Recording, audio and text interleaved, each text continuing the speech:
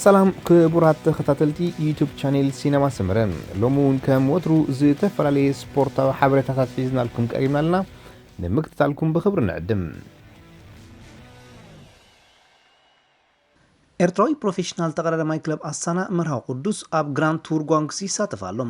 እዚ ኣብ ቻይና ንመበል ሳልሳይ ግዚኡ ዝካየድ ዘሎ ውድድር ድሮ 4 መድረኻት ተላዒሉ ይርከብ። ቢሲአይ ድማ ናይ ክልተ ሓይል ፈረስ መዐቀን ዘለዎ ቱር ጓንግሲ ብሓፈሻ ኣካይድዎ ኣብ ዘሎ ውድድራት ክረአ እንከሎ ኣብ ናይ ትማል ሰንበት ካብ ናኒንግ ክሳብ ኖላንግ ሴኒክ ኤርያ ዝዝርጋሕ ናይ 161.4 ኪሎ ሜትር ውድድር ካብ ዕዉት ስፓኛዊ ኣባል ክለብ ዳኪኒንክ ክሰብ ኤንሪክ ማስ 43 ካልኢት ዝድሓረ ኤርትራዊ መርሃ ቅዱስ መበል 18 ተርታሒዙ ንውድሩ ብምፍጻም እዩ። ካብቲ ብተመሳሳሊ 13 ሰዓታትን 50 ደቂቕን 50 ካልታትን ግዜ ንቢጫ ማልያ ዝቕልሳ ዘሎ እስፓኛዊ ኤንሪክ ማስ 53 ግዜ ካልኢት ተበሊጹ ድማ መበል 17 ተርታሒዙ ይርከብ። ንቀጠልያ ማልያ ብ37 ነጥቢ ምስ ተቀዳዳማይ ቦራሃን ስግሮ ጀርመናዊ ፓስካል አከርማን ክትውልን ከላ ኣብዛ ልብሲ ሓንቲ ነጥቢ ዘለዎ መርሃ ቅዱስ ድማ መበል 42 ተርታሎም ናይ መንስያት እትውሃብ ማልያ እስፓኛዊ ኤንሪክ ማስ ይመርሓም። ኤርትራዊ መርሃ ቅዱስ ድማ ካብ ሻርሻይ ናብ ሻብናይ ወሪድሎም። ፈረንሳዊ ኣባል ክላብ ዋንቲ ጎቨርት ጉሊዮም ማርቲን ድማ ብ21 ነጥቢ ንቀያሕ ነጥብጣባዊት ማልያ ተኸዲንዋ ይጓዓዛሉ። ቱር ጓንግሲ 6 መድረኻት ዘጠቃለለ ውድድር እዩ። እዚ ከምዚ ኢሉ እንከሎ ናይ 5 መድረኻት ዕምሪ ዘለዎ ንፈለምኡ ዝተኻየደ ቱር ፔኒንሱላር ብቅድሚ ትማሊ ዝተኻየደ ውድድር መጋረጃ ዋዕፂ። ኣብዚ ቢሲአይ ናይ 2.1 መዐቀን ዘለዎ ውድድር ኤርትራዊ ተቀዳዳማይ ተረንጋኑ ሳይክሊን መትከል ኢዮብ ንክለቡ ወኪሉ ተሳቲፉ ነይሩ። ካብ ፈለማ ናይቲ ውድድራት ሒዙ ዝነኣድ ብቕዓት ዘንፀባረቐ ኤርትራዊ መትከል ኢዮብ ድማ ኣብ ናይ ግዜ ማልያ ካብ ብ16 ሰዓታትን 59 ደቂቕን 7 ካልታትን ግዜ ሻምፒዮን ናይ ውድድር ዝኾነ ኣባል ኪናን ሳይክሊን ስፓኛዊ ማርከስ ጋርሻ ብ3 ደቂቕን 24 ካልታትን ግዜ ተበሊጹ ናይ ሳልሳይ ምትርታ ክሕዝን ከሎም ናይ ነጥብ ማልያ ድማ ደቡብ አፍሪካዊ ተቀዳዳማይ ፕሮታሽ ሮሃን ዱፕሌይ ንሓላሉ ወሲድዋ። ኣብዛ ማልያ ኤርትራዊ መትከል ኢዮብ ድማ 10 ነጥብ ምህላል ካብ 24 ናብ 28 ለጠቂሉ እዩ። ንናይ ኣንበሳ ዓቅብ ተቀዳዳማይ እትውሃብ ማልያ እስፓኛዊ ማርከስ ጋርሻ ብ37 ነጥቢ ክዕወተላ እንከሎ ኤርትራዊ መትከል ኢዮብ ድማ ብ8 ነጥቢ መበል ታሽዓይ ተርታሒዙ ንውድድራቱ ዛዚሙ። ብክለብ ደረጃ ጃፓናዊት ክለብ ኪናን ሳይክሊን ب51 ሰዓታትን 6 ደቂቕን 54 ካልታትን ቀዳሚት ኮይና ክትዕወትን ከላ ተረንጋኑ ሳይክሊን ድማ ብ2 ደቂቕን 40 ካልታትን ግዜ ተበሊጻ መበል ካልኣይ ተርታሒዛ።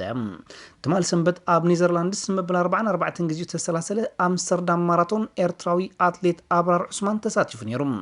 ንፈለማ ግዚኡ ኣብ ማራቶን ተሳተፈ ኤርትራዊ አብራር ዑስማን ንውድድሩ ብ2 ሰዓትን 7 ደቂቕን 46 ካልታትን ግዜ ብምዝጋብ መበል 10 ተርታሒዙ ክፍጽም እንከሎ ኬንያዊ ቪንሰንት ኪፕቹምባ ብ2 ሰዓትን 6 ደቂቕን 9 ካልታትን ግዜ ቀዳማይ ኮይኑ ክዕወት እንከሎ ኢትዮጵያዊ ሶሎሞን ደክሲሳ ድማ ኬንያዊ ኤሊሻ ሮቲሽ ካልኣይን ሳልሳይን ኮይኖም ስዒቦም ማእትዮም።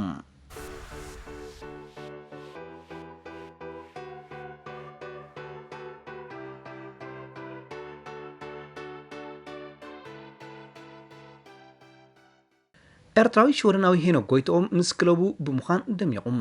ንሱ ኣብቲ ሱፐር ሃትሪክ ዝሰርሓሉ ግጥም ስሙን ስም ሃገሩን ከዕቢ ክኢሉሎም። ኣባል ሃገራዊት ጋንታ ኤርትራ ሄኖክ ጎይቶኦም ካብ ፀወታታት ኩዕሶ እግሪ ሽወደን ምስ ክለቡ ኤኣይኬ ብምዃን ኣብ ልዕሊ ፋልከንበርግ ዝተባሃለት ጋንታ 4 ሽታት ድሕሪ ምዝጋብ እዩ ጋንትኡ ዓወት ክትጓናፀፍ ዝለዓለ እጃም ተፃዊቱ።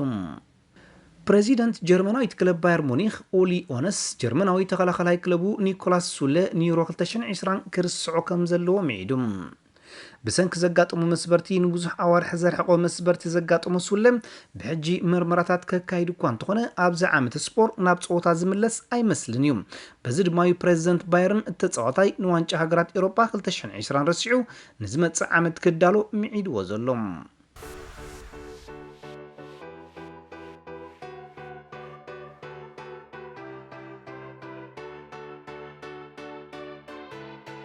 ኣብ ፀወታ ኩዕሶ እግሪ ብዙሕ ኣገራሚ ነገራት እዩ ዘጋጥም።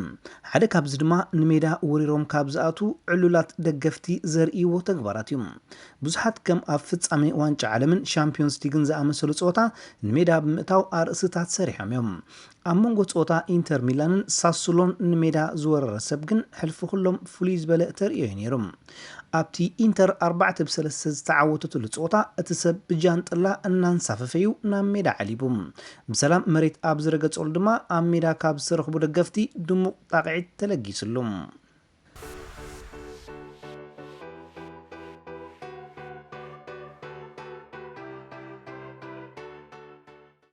أمونغوتن تمالي أميدا أولد ترافور مع حدا بحد السفر عليها تاريخيا مكانغنتي مانشستر يونايتدن ليفربولن زلو هلخن وردرن حدا كابتي بدقفتي كعسوغري تباهاجي زقبرويوم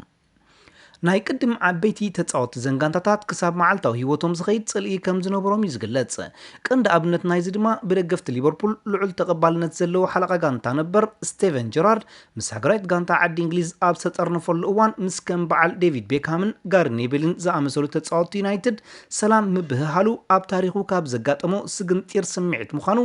ኣብታ ኣነ ስቴቨን ጀራርድ አያም ስቴቨን ጀራርድ እትብል መጽሓፉ ዝጽሓፈ እዩ ሕጂ ድማ ናይ ቅድም መዕገርገር ሓለቓ ጋንታ ዩናይትድ ሮይ ኪንግ ተጻወቲ ክልቲአን ጋንታታት ቅድሚ ጾታ ንሓድሕዶም ሰላም ምባሎምን ምስዕዓሞምን ከም ዘይተዋሕጠሉ ገሊጹ እንግሊዛውያን ብራዚላውያን ስኮትላንዳውያንን ተጻወቲ ክልቲአን ጋንታታት ንሓድሕዶም እናተሰዓዓሙ ኣብ ዓይኒ ካሜራ ኣትዮም እዮም ንኹናት እናኣተውስ ይሰዓዓሙ ዘነውሪ ክብል ሮይኪን ድሕሪ ጾታ ተዛሪቦም ብዙሓት ደገፍቲ ኩዕሶ እግርን ባህሪ ጾታ ኩዕሶ እግሪ ንዝተፈላለዩ ምቅርራብ እምበር ንሰላም እንዝገብሩ ምፍልላይ ኣይኮነን ክብሉ ኮኒኖም ኣለዉ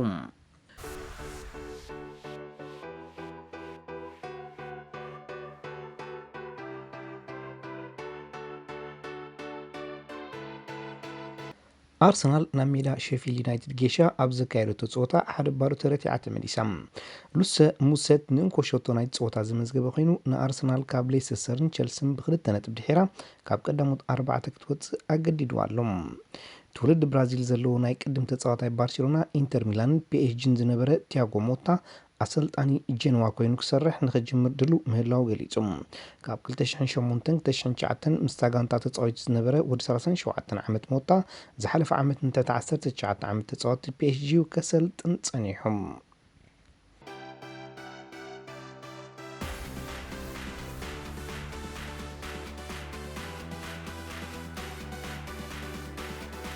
خبركم تخطاتلتي يوتيوب شانل سينما سمرم نمكتالكم إن مسجنا نلوم معلتي أدلنا لكم زنبرنا سبورتها وتحسسات أبزازيمنا لنا أبكت علي بخالق حابريتات كساب نرخب نخلنا ببزلنا سلام انتعنان